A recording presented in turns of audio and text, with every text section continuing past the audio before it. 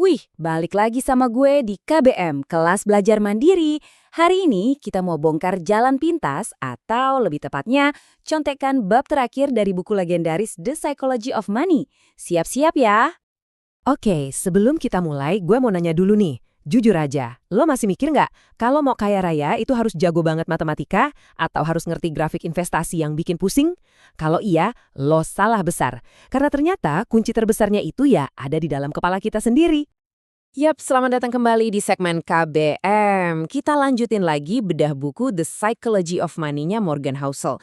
Nah, di pembahasan sebelumnya kan kita udah ngomongin soal kesabaran dan lain-lain. Tapi kali ini kita mau ambil jalan pintas. Kita loncat langsung ke bab 19, bab rangkumannya. Anggap aja ini cheat sheet dari semua ilmu paling penting di buku ini. Oke, kita masuk ke bagian pertama. Gini, sebelum lo sibuk ngatur duit, ada yang jauh lebih penting buat diatur. Mindset lo. Kenapa? Karena aset terpenting lo itu bukan saham, bukan properti, tapi apa yang ada di antara dua telinga lo. Dan ini dia, bab 19, All Together Now. Ini adalah bab di mana semua kepingan puzzle-nya disatuin. Jadi, dengerin baik-baik ya, ini daging semua isinya. Poin pertama, dan ini yang paling nonjok menurut gue. Kita harus bisa bedain antara ego dan kekayaan. Mobil mewah, jam tangan mahal, liburan keliling dunia yang lo lihat di sosmed, itu bukan kekayaan bro. Itu adalah ego. Itu uang yang udah dihabiskan. Kekayaan yang sebenarnya itu justru yang nggak kelihatan. Duit yang lo simpen, investasi yang lo diemin, dana darurat yang bikin lo tenang. Simpelnya gini deh, menabung itu adalah jarak antara ego lo dan pendapatan lo. Semakin gede jaraknya, alias semakin kecil ego lo, semakin gampang lo jadi kaya. Nah, ini juga penting. Kita harus rendah hati. Sadar kalau sukses itu nggak 100% karena kita jago. Dan gagal itu juga nggak 100% karena kita bego. Ada faktor yang namanya keberuntungan. Ada juga resiko yang nggak bisa kita kontrol. Jadi, daripada pusingin hal di luar kendali, mending fokus sama apa yang bisa lo kontrol. Apa itu? Ya usaha lo, kebiasaan nabung lo, sama kesabaran lo. Coba deh sekarang gue mau lo jawab jujur di kolom komentar. Nggak usah malu, ini ruang aman buat kita belajar bareng. Selama ini, ego lo lebih gede dari pemasukan, atau pemasukan lo lebih gede dari ego? Yuk kita diskusi di bawah. Oke, mindsetnya udah mulai kebentuk ya. Sekarang kita geser dari teori ke praktek. Bagian kedua ini isinya strategi simple yang bisa langsung lo terapin. Nggak peduli gaji lo masih UMR atau udah 2 digit sekalipun. Ada 3 langkah doang, simple banget. Pertama, menabung tanpa harus punya tujuan spesifik. Aneh kan? Maksudnya lo nabung ya buat nabung aja. Anggap aja lagi nyiapin amunisi buat kejutan-kejutan tak terduga di masa depan. Kedua, biarin waktu yang kerja buat lo. Sabar aja, biarin efek compounding interest itu beraksi. Dan ketiga, ini yang krusial. Siapkan ban serep finansial. Apaan tuh ban serep? Nah, ban serep itu istilah kerennya room for error. Gini deh, hidup itu kan gak ada yang bisa nebak. Tiba-tiba laptop rusak pas dikejar deadline. Tiba-tiba amit-amit ada keluarga yang butuh biaya berobat.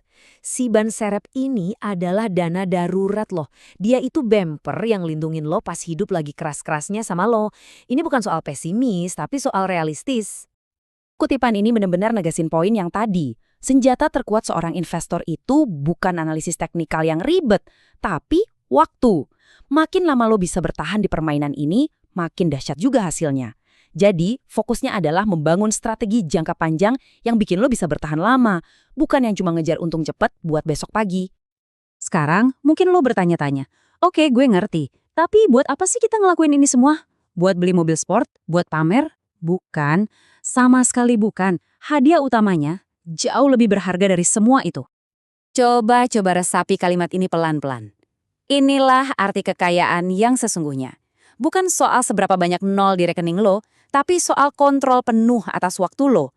Kebebasan buat bilang enggak sama kerjaan yang lo benci, kebebasan buat bangun siang tanpa rasa panik, kebebasan buat ngabisin waktu berkualitas sama orang yang benar-benar lo sayang.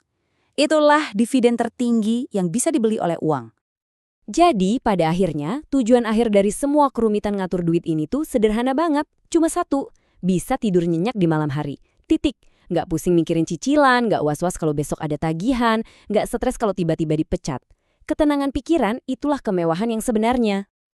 Dan ingat ini baik-baik. Orang lain itu nggak sepeduli itu sama harta benda lo. Serius, lo beli barang paling mahal sekalipun, orang mungkin cuma ngelihat sekilas, oh keren. Terus mereka lanjut mikirin masalah hidupnya sendiri.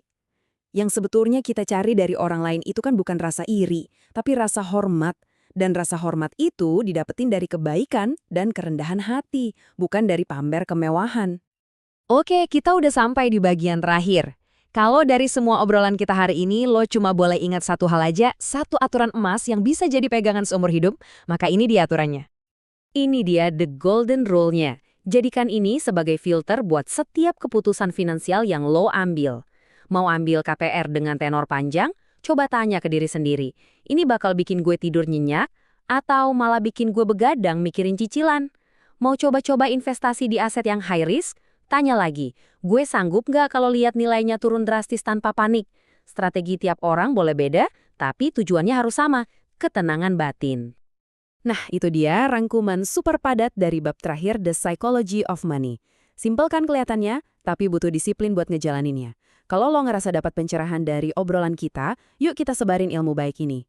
Jangan lupa klik tombol like, share ke teman-teman lo yang butuh dengerin ini, dan pastinya subscribe biar kita bisa terus belajar bareng di KBM. Sampai ketemu di pembahasan selanjutnya. Ciao!